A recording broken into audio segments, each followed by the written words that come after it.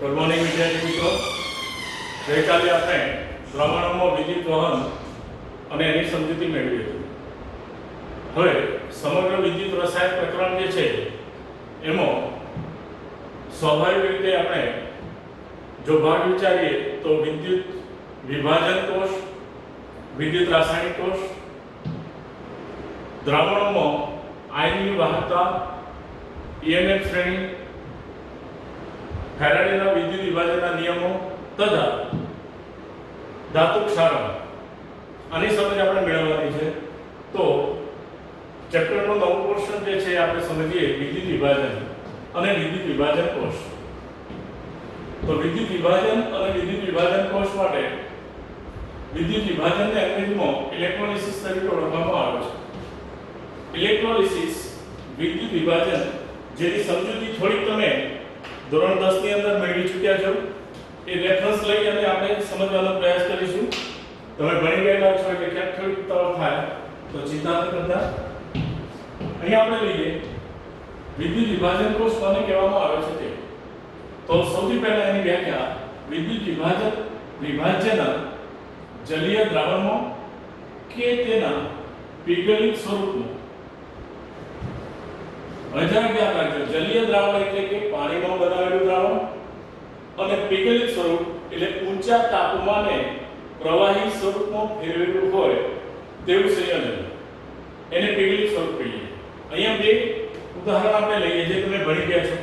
દાખલા તરીકે ધોરણ 10 ની અંદર આપણે અભ્યાસ કર્યો એમાં કોપરના શુદ્ધિકરણ માટે બે કોપરના ધ્રુવો લઈ અને કોપર સલ્ફેટનું જલીય દ્રાવણ લીધું હતું, એટલે કે પાણીમાં બનાવ્યું. પરંતુ જ્યારે એલ્યુમિનિયમના નિષ્કર્ષણ માટે હોલ અને હેરોલ્ડ પદ્ધતિનો અભ્યાસ આપણે કર્યો ત્યારે તમને ખ્યાલ છે કે એમાં Al2O3 સાથે ક્રાયોલાઇટ પદાર્થ Na3AlF6 ઉમેરીને બંનેનું પીગલિત સ્વરૂપ મેળવવામાં આવેલું હતું ઊંચા તાપમાને. તો અહીં એક મગજમાં કોન્સેપ્ટ લેવો છે. જલીય દ્રાવણ એટલે પાણીનું પદાર્થ, પીગલિત સ્વરૂપ એટલે ઊંચા તાપમાને પ્રવાહી સ્વરૂપ. તો વિદ્યુત વિભાજનના જલીય દ્રાવણમાં કે તેના પીગલિત સ્વરૂપમાં વિદ્યુત ધ્રુવો મૂકી વીજ પ્રવાહ પસાર કરતા ધ્રુવો પર નિપજો છૂટી પડે છે. આ ઘટનાને વિદ્યુત વિભાજન કહે છે. અને વિદ્યુત વિભાજનની ઘટના થતી હોય તેવા કોષને વિદ્યુત વિભાજન કોષ તરીકે ઓળખવામાં આવે છે. તો હવે સૌથી સાદો વિદ્યુત વિભાજન કોષ આપણે લઈએ તો ધોરણ 10 માં તમે ભણી ગયા છો, એ છે કોપરના શુદ્ધિકરણ માટે.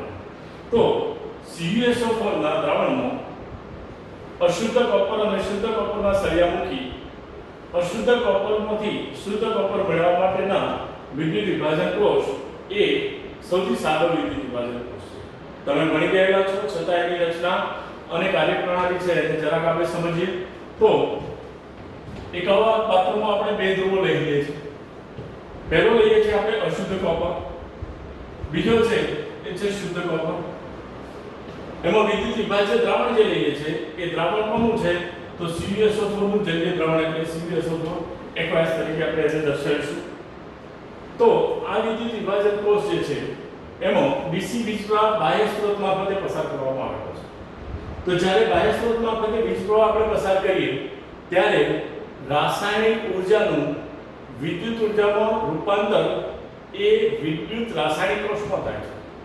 અહીં આપણે બાહ્ય સ્ત્રોત મારફતે વિદ્યુત ઊર્જા આપીએ છીએ, તેથી વિદ્યુત ઊર્જાનું રાસાયણિક ઊર્જામાં રૂપાંતર થાય એ વિદ્યુત વિભાજન કોષનો સિદ્ધાંત છે. તો આનો સિદ્ધાંત લખો તો શું લખી શકીએ આપણે?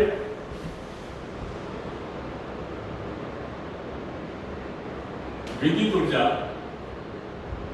નું રાસાયણિક ઊર્જામાં રૂપાંતર એનો સિદ્ધાંત થયો છે. હવે જ્યારે વીજપ્રવાહ પસાર કરીએ ત્યારે પ્રક્રિયા શું થશે તો Cu અશુદ્ધ સળિયો જે છે એમાંથી આયનો છૂટા પડશે Cu+2 ના અને ઇલેક્ટ્રોન મુક્ત થશે. એટલે Cu નું રૂપાંતર Cu+2 માં થાય. તો એ પ્રક્રિયાને આપણે શું કહીશું? ઓક્સિડેશન. ઓક્સિડેશન પ્રક્રિયા કયા ધ્રુવ પર થાય તો anode. Again I repeat, AO carry season છે યાદ રાખીશું. કેથોડ ઉપર રિડક્શનની પ્રક્રિયા થાય, એનોડ ઉપર ઓક્સિડેશનની પ્રક્રિયા થાય. તો અહીંયા Cu+2 દ્રાવણમાં બે ઇલેક્ટ્રોન મેળવી અને એનું રૂપાંતર શેમાં થઈ જાય છે? Cu માં થઈ જાય છે. તો કુલ કોષ પ્રક્રિયામાં આયનો અને ઇલેક્ટ્રોન નહીં બચે. Cu સોલિડ ઉડાડવાના નથી આપણે. Cu+ નું આમાંથી આયનો મારફતે છૂટો પડે છે. ધેટ મીન્સ કે આ સંયોજન જે છે પ્રક્રિયા દરમિયાન શું થાય છે? ખવાય છે. એના વજનમાં ઘટાડો થાય છે. અને આ જે Cu સોલિડ જે છે એ કેથોડ પર આ પ્રમાણે જમા થાય છે. જે જમા થતું કોપર એ કેવું હશે? અતિ શુદ્ધ હશે. આ પદ્ધતિ દ્વારા લગભગ 99.98% જેટલી ઊંચી શુદ્ધતા ધરાવતો કોપર આપણે મેળવી શકીએ છીએ. જે કોપરનો ઉપયોગ એ વીજવાહક તાર માટે થાય છે. અને અન્ય અશુદ્ધ કોપર જે છે એનો ઉપયોગ વાસણો બનાવવા માટે કે અન્ય જગ્યાએ. અહીં Cu સોલિડ અશુદ્ધ જે એનોડ તરીકે હતો એનાથી આયનો છૂટા પડી Cu સોલિડ ઉપર શુદ્ધ કેથોડ જમા થયો. તો અશુદ્ધ જે છે એનું વજન એ શું થાય? ઘટે. અને આનું વજન શું થાય? આ પ્રમાણે આપણે અતિશુદ્ધ કોપર છે મેળવી શકીએ છીએ. અહીં આગળ આપણે લઈએ કે આ જ પદ્ધતિ દ્વારા NaMgAl જેવી વધુ સક્રિય ધાતુના ક્ષાર કે ઓક્સાઇડ, સોડિયમ માટે ક્ષાર વપરાય NaCl, Mg માટે MgCl2, Al માટે ઓક્સાઇડ વપરાય Al2O3 જે હોલ અને હેલોઇડ પદ્ધતિમાં આપણે ભણી ગયા છીએ. તો અન્ય ઓક્સાઇડનું અન્ય રિડક્શન કરતા વડે રિડક્શન કરી શકાતું નથી. તેથી આવી ધાતુઓ જે છે એમાં Na અને Mg ના ક્લોરાઇડ ના પીગળિત ક્ષાર તથા Al2O સાથે ક્રાયોલાઇટ ઉમેરી અને એના પીગળિત ક્ષારનું વિદ્યુત વિભાજન કરી આ ધાતુઓ જે છે મેળવી શકાય છે. તો વિદ્યુત વિભાજનની અગત્યતા છે એ આપણે પ્રાઇમરી પેજ ઉપર સમજીએ. પાછળથી ચારે અગત્યતાઓની ચર્ચા કરીશું. આપણે બધા મુદ્દા ભણી લઈશું પછી. પણ એક અગત્યતાનો ખ્યાલ આપણને આવી ગયો કે NaMgAl જેવી ધાતુઓ, સક્રિય ધાતુઓ જે છે એ ધાતુઓના નિષ્કર્ષણ માટે એનો ઉપયોગ થાય છે. નિષ્કર્ષણ એટલે અલગ મેળવવી તે. અને કોપર જેવી ધાતુઓના શુદ્ધિકરણનો ઉપયોગ એનો થાય છે. તો શુદ્ધિકરણ અને નિષ્કર્ષણ બંને અલગ અલગ છે. ધ્યાન રાખજો. NaMgAl આ પદ્ધતિ દ્વારા મેળવવામાં આવે છે, જ્યારે CuZn જેવી ધાતુઓ જે છે એ શુદ્ધ સ્વરૂપમાં વિદ્યુત વિભાજન દ્વારા આપણે મેળવી શકીએ છીએ. હવે આ વિદ્યુત વિભાજન દરમિયાન અહીં આપણે સમજીએ કે કોપરનું વજન ઘટ્યું, આ શુદ્ધ કોપરનું વજન વધ્યું. તો આ વજનમાં થતો વધારો કે ઘટાડો એ વિદ્યુત વિભાજન દરમિયાન થતો જથ્થાત્મક ફેરફાર કહેવાય. વજન વધવું કે ઘટવું. તો આ જથ્થાત્મક ફેરફાર માટે થઈ અને ફેરાડે નામના વૈજ્ઞાનિકે જુદા જુદા વિદ્યુત વિભાજન દરમિયાન પ્રાપ્ત થતી નિપજો, એનો સમય અને પસાર કરેલો વીજ જથ્થો આને આધારિત સંબંધો તારવ્યા અને એણે વિદ્યુત વિભાજન અંગેના બે મુખ્ય નિયમો આપ્યા, જેનો અભ્યાસ આપણે હવે કરીશું. ધન્યવાદ.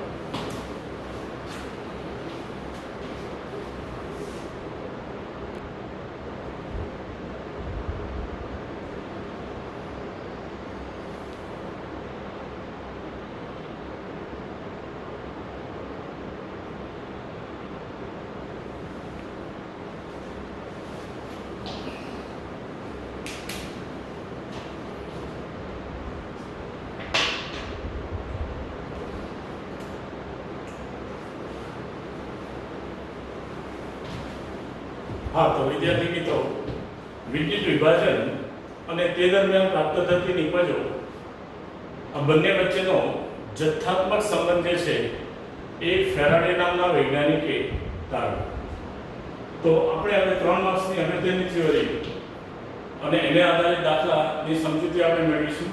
તો પહેલા થિયરી સમજીએ આપણે. ફેરાડેના વિદ્યુત વિભાજનના નિયમો સમજાવશું. તો ફેરાડે નામના વૈજ્ઞાનિકે વિદ્યુત વિભાજનના જલીય દ્રાવણ અને તેમના પીડિત સ્વરૂપ અથવા પણ લઈશું વિવિધ જલીય દ્રાવણો અને વિવિધ પીડિત સ્વરૂપના વિદ્યુત વિભાજનના અભ્યાસ દ્વારા નીચેના જથ્થાત્મક નિયમો તારવ્યા. બે નિયમો મુખ્ય છે, એ આધારિત આપણે સમજીએ. તો સૌથી પહેલા પ્રથમ નિયમ છે એ છે વિદ્યુત વિભાજન દરમિયાન પ્રાપ્ત થતી નિપજોનો જથ્થો વિદ્યુત વિભાજનમાંથી પસાર કરેલા વીજ જથ્થાને સમપ્રમાણમાં હોય છે. અને આપણે વીજ જથ્થો જો દર્શાવીએ તો જેટલી નિપજ મળે કે સંખ્યાના આધારે મળે તો જેટલો વીજ જથ્થો એટલે કે વીજ પ્રવાહ કે જેટલા સમય માટે આપણે પસાર કર્યો હોય તેની ઉપર આધાર રાખે. પ્રથમ નિયમ છે એને જરા આપણે અહીંયા સમજીએ. સિમ્પલ છે, ધ્યાન આપજો જરા.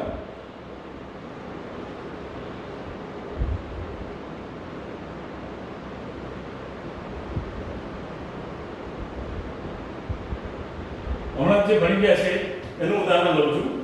અશુદ્ધ કોપર અને શુદ્ધ કોપર.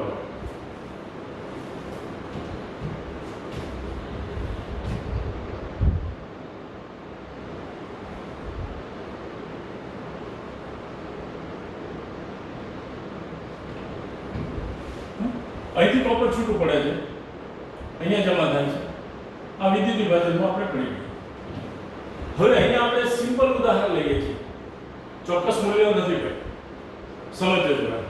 કે ધારો કે અહીંયા 5 ગ્રામ કોપર મળે છે, 5 ગ્રામ, અને અહીંયા 5 એમ્પિયરનો વીજ પ્રવાહ પસાર કર્યો છે. તો 10 ગ્રામ કોપર મેળવવા કેટલો વિદ્યુત પ્રવાહ પસાર કરવો પડે? 10 એમ્પિયર. સિમ્પલ ઉદાહરણ.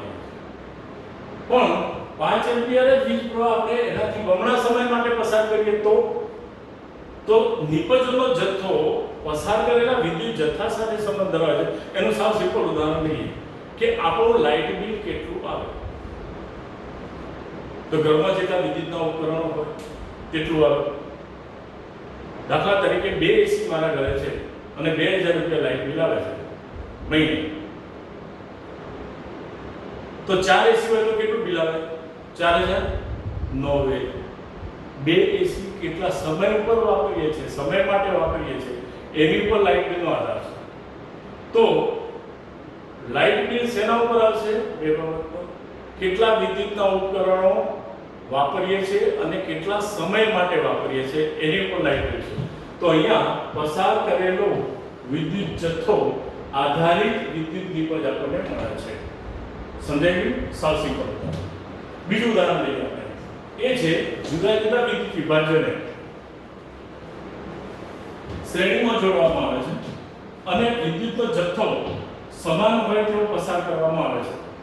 તો જુદા જુદા પદાર્થોમાંથી મુક્ત થયેલા જથ્થાઓ તેમના રાસાયણિક તુલ્યભારના સમપ્રમાણમાં જોવા મળે છે. દાખલા તરીકે અહીંયા આપણે જુદા જુદા વિદ્યુત વિભાજ્યો માટેનું ઉદાહરણ છે એટલે સમજીએ. આની આકૃતિ બુકમાં આપેલી નથી ભાઈ, ખાલી સમજવા માટે અહીંયા લઈએ છીએ.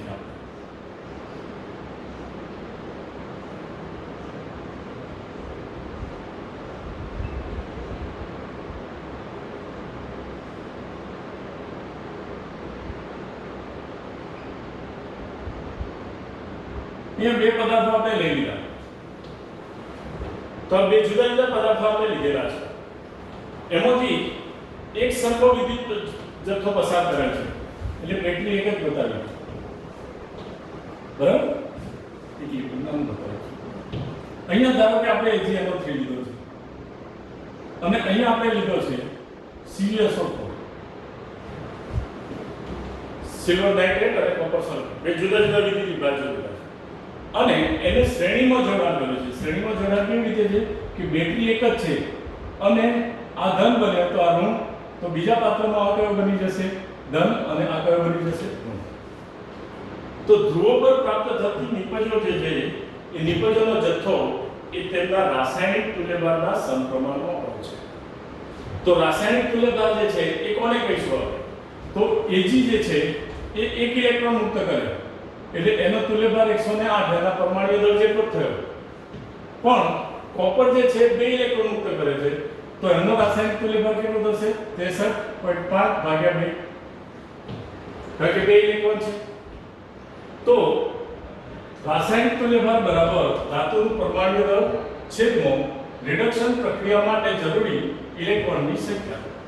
તો Ag માટે જરૂરી ઇલેક્ટ્રોનની સંખ્યા કેટલી હતી? Ag+ માટે 1, Cu+2 + 2 ઇલેક્ટ્રોન એટલે Cu+2 ના રિડક્શન માટે જરૂરી ઇલેક્ટ્રોન કેટલા હતા? 2. તો નિપજો એક સરખી નથી મળતી, પણ કેટલી મળે છે? એના વીજ રાસાયણિક તુલ્યભારના સમપ્રમાણમાં મળે છે. તો વીજ રાસાયણિક તુલ્યભાર બરાબર ધાતુનું પરમાણુ દળ છેદમાં રિડક્શન માટે જરૂરી ઇલેક્ટ્રોનની સંખ્યા. આને આધારિત તત્વયોગમિતીય અથવા મોલ સંખ્યા આધારિત સમજૂતી આપવામાં આવી.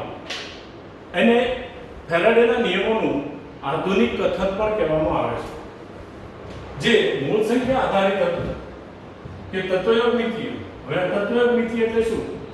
તો પ્રક્રિયાત્મક અને નિપજોનો જથ્થાત્મક સંબંધ અને એની કારણે એની સમજૂતી આપણે મેળવી ગયા છે. તત્વયોગમિતીય રાસાયણિક સંકલ્પનાઓમાં આપણે પાયાની સંકલ્પનાઓમાં ડિટેલમાં ભણ્યા. તો ઓક્સિડેશન અને રિડક્શન પ્રક્રિયા માટે જરૂરી વીજ જથ્થો વિદ્યુત ધ્રુવની પ્રક્રિયાની તત્વયોગમિતિ પર રહેલો છે. હવે તત્વયોગમિતિ પર એટલે શું એને જરા સમજીએ ડિટેલ, જરા ધ્યાન આપજો. તો Ag+ વત્તા ઇલેક્ટ્રોન. હવે એક મોલ ઇલેક્ટ્રોન દ્વારા વહન પામતો વીજ જથ્થો છે એને એક ફેરાડે કહે છે. તો Ag+ નું Ag માં રૂપાંતર કરવા કેટલા ફેરાડે વિદ્યુત જથ્થાની જરૂર પડે? 1 ફેરાડે. સેમ વે Mg+2 વત્તા 2 ઇલેક્ટ્રોન Mg. તો 1 મોલ Mg+2 નું Mg માં રૂપાંતર કરવા કેટલા ફેરાડે વિદ્યુત જથ્થાની જરૂર પડે? તો સેમ વે 1 મોલ Al+3 નું સંપૂર્ણપણે Al માં રૂપાંતર કરવા કેટલા ફેરાડે વિદ્યુત જથ્થાની જરૂર પડે? 3 ફેરાડે. આને બીજી રીતે લખવું હોય તો આ પ્રમાણે લખી શકીએ કે 1 ફેરાડે વિદ્યુત જથ્થા દ્વારા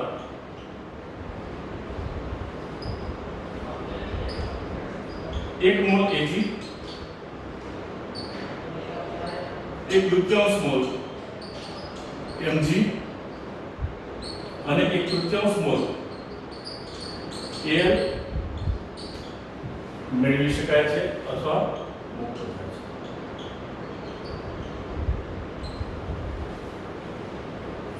ધ્યાન રાખજો જરા, કન્ફ્યુઝન ન થવું જોઈએ. Ag+2 Ag માં રૂપાંતર કરવા 1 ફેરાડે વિદ્યુત જથ્થો છે. Mg+2 માટે 2 ફેરાડે, કારણ કે એની સંયોજકતા +2 થઈ એટલે 2 ઇલેક્ટ્રોન 2 ફેરાડે.